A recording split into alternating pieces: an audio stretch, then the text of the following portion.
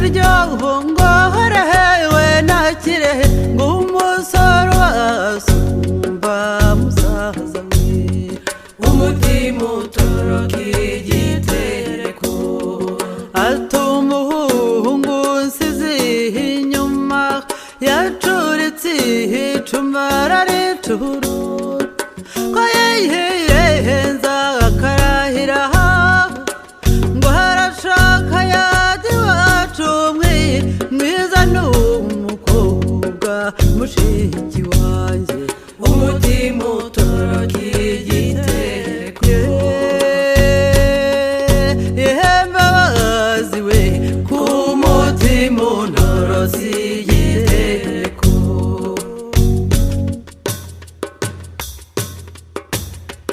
n'uwo muhungu azabivuga hatese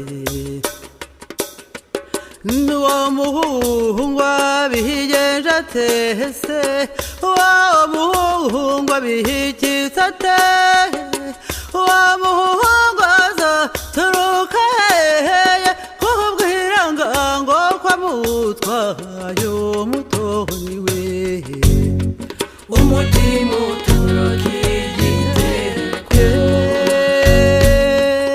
yembabazi we ku mutima unoroza igitereko undi mwana yaradusuye ko hatindi yabura nimutamunga umutima utoroka igitereko hatindi yabura nimutamunga koko ndamukunda nawe arabizi umutima utoroka igitereko ko mukunda ubwiza mu buranga ko mukunda ubwenge mu buhanga agira urugwiro n'umutima utuje nakuko ateye mukunzi we uwiteka ashimwe wewe duhuje imitima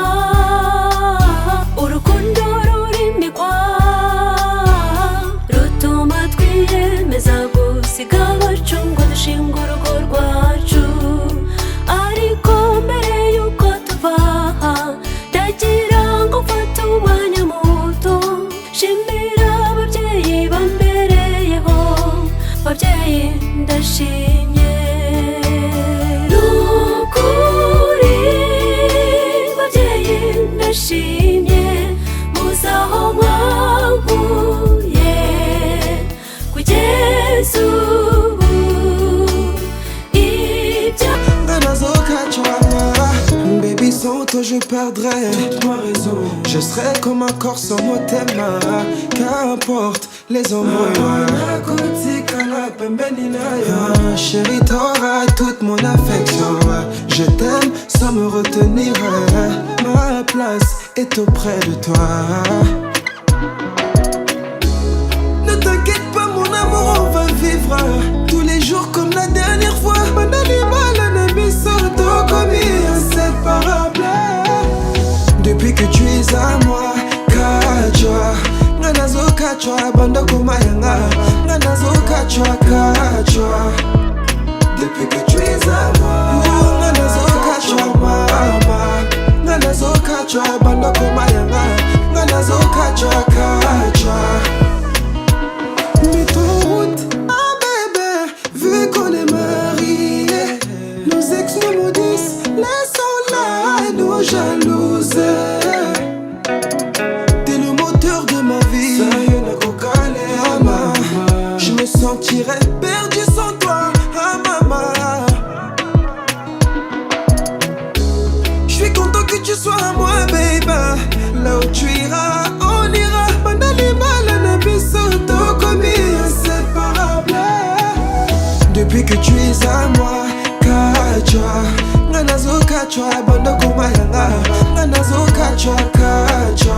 Depuis que tu es à moi, nganazo kachwa mama nganazo kachwa banda kumayanga nganazo kachwa kachwa nganazo kachwa ma nganazo kachwa ma nganazo nazokachwa bandeko mayanga nga nazokachwa ma.